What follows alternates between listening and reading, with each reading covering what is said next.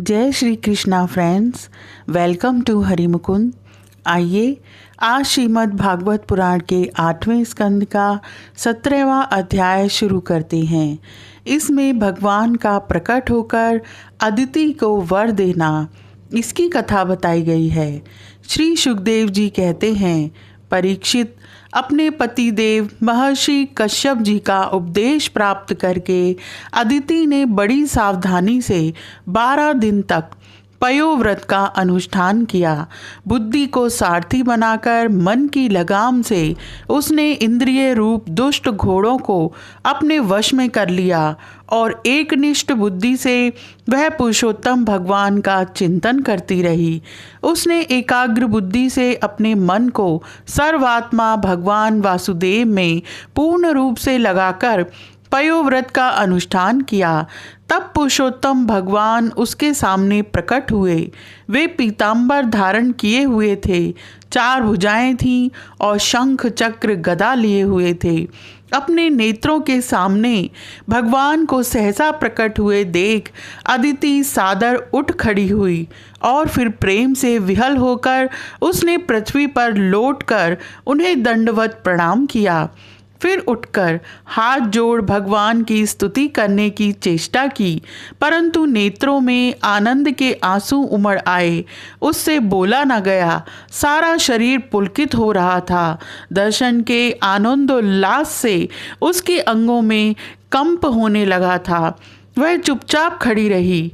देवी अदिति अपने प्रेम पूर्ण नेत्रों से लक्ष्मीपति विश्वपति यज्ञेश्वर भगवान को इस प्रकार देख रही थी मानो वह उन्हें पी जाएगी। फिर बड़े प्रेम से गदगद वाणी से धीरे धीरे उसने भगवान की स्तुति की।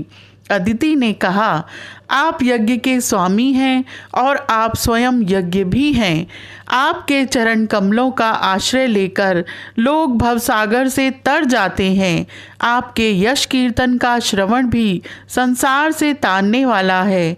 आपके नामों के श्रवण मात्र से ही कल्याण हो जाता है। जो आपकी शरण में आ जाता है उसकी सारी विपत्तियों का आप नाश कर देते हैं। हे भगवान, आप दीनों के स्वामी हैं।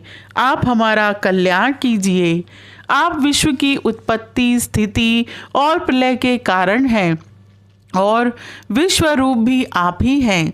अनंत होने पर भी स्वच्छंदता से आप अनेक शक्ति और गुणों को स्वीकार कर लेते हैं।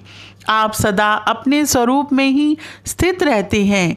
नित्य निरंतर बढ़ते हुए पूर्ण बोध के द्वारा आप हृदय के अंधकार को नष्ट करते रहते हैं। हे भगवान, मैं आपको नमस्कार करती हूँ।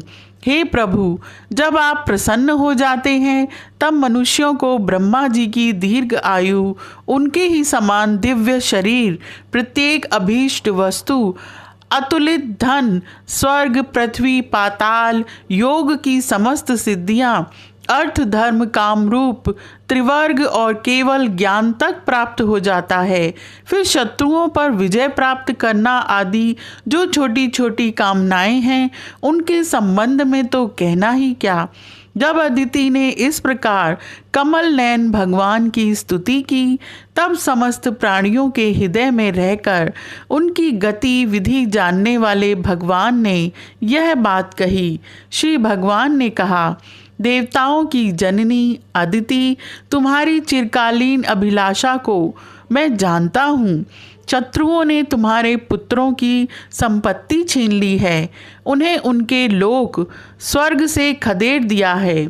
तुम चाहती हो कि युद्ध में तुम्हारे पुत्र उन मतवाले और बली असुरों को जीतकर विजय लक्ष्मी प्राप्त करें।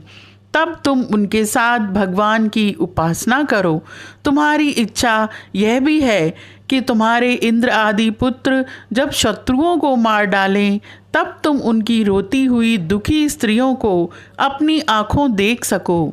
अदिति, तुम चाहती हो कि तुम्हारे पुत्र धन और शक्ति से समृद्ध हो जाएं, उनकी कीर्ति और ऐश्वर्य उन्हें फिर से प्राप्त हो जाए तथा वे स्वर्ग पर अधिकार जमाकर पूर्ववत विहार करें। परंतु देवी, वे असुर सेनापति इस समय जीते नहीं जा सकते, ऐसा मेरा निश्चय है, क्योंकि ईश्वर और ब्राह्मण इस समय उनके अनुकूल हैं।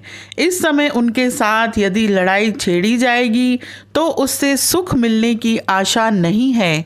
फिर भी देवी, तुम्हारे इस व्रत के अनुष्ठान से मैं बहुत प्रसन्न हूँ, इसलिए मुझे इस संबंध में कोई न कोई उपाय सोचना ही पड़ेगा, क्योंकि मेरी आराधना व्यर्थ तो होनी नहीं चाहिए। उससे श्रद्धा के अनुसार फल अवश्य मिलता है। तुमने अपने पुत्रों की रक्षा के लिए ही विधि पूर्वक पयोव्रत से मेरी पूजा एवं स्तुति की है। अतः मैं अंश रूप से कश्यप के वीर्य में प्रवेश करूंगा और तुम्हारा पुत्र बनकर तुम्हारी संतान की रक्षा करूंगा। कल्याणी, तुम अपने पति कश्यप में मुझे इसी रूप में स्थित देखो और उन निष्पाप प्रजापति की सेवा करो। हे देवी, देखो, किसी के पूछने पर भी यह बात दूसरे को मत बतलाना। देवताओं का रहस्य जितना गुप्त रहता है उतना ही सफल होता है। इतना कहकर भगवान वहीं अंतर ध्यान हो गए। उस समय अदिति यह जानकर कि स्वयं भगवान मेरे गर्भ से जन्म लेंगे, अपनी कृतकृत्यता का अनुभव करने लगी। भला यह कितनी दुर्लभ बात है। वह बड़े प्रेम से अपने पति देव कश्यप की सेवा करने लगी। कश्यप जी सत्यदर्शी थे, उनके नेत्रों से कोई बात छिपी नहीं रहती थी। अपने समाधि योग से उन्होंने जान लिया कि भगवान का अंश मेरे अंदर प्रविष्ट हो गया है। जैसे वायु काठ में अग्नि का आधान करती है, वैसे ही कश्यप जी ने समाहित चित्त से अपनी तपस्या के द्वारा चिर संचित वीर्य का अदिति में आधान किया। जब ब्रह्मा जी को यह बात मालूम हुई कि अदिति के गर्भ में तो स्वयं अविनाशी भगवान आए हैं, तब वे भगवान के रहस्यमय नामों से उनकी स्तुति करने लगे। ब्रह्मा जी ने कहा, समग्र कीर्ति के आश्रय भगवान, आपकी जय हो। अनंत शक्तियों के अधिष्ठान, आपके चरणों में नमस्कार है। वास्तव में आप ही सबके विधाता हैं। आपको मैं बार बार नमस्कार करता हूँ।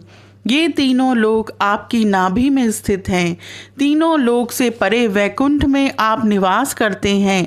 जीवों के अंतःकरण में आप सर्वदा विराजमान रहते हैं। ऐसे सर्वव्यापक विष्णु को मैं नमस्कार करता हूँ। हे प्रभु, आप ही संसार के आदि अंत और इसलिए मध्य भी हैं।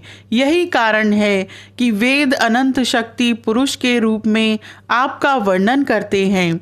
जैसे गहरा स्रोत अपने भीतर पड़े हुए तिनके को बहा ले जाता है, वैसे ही आप काल रूप से संसार का धारा प्रवाह संचालन करते रहते हैं। आप चराचर प्रजा और प्रजापतियों को भी उत्पन्न करने वाले मूल कारण हैं। देवादि देव जैसे जल में डूबते हुए के लिए नौका ही सहारा है, वैसे ही स्वर्ग से भगाए हुए देवताओं के लिए एकमात्र आप ही आश्रय हैं। यह अध्याय यहीं समाप्त होता है। आज के लिए इतना ही। Please like, share and subscribe my channel. Thank you.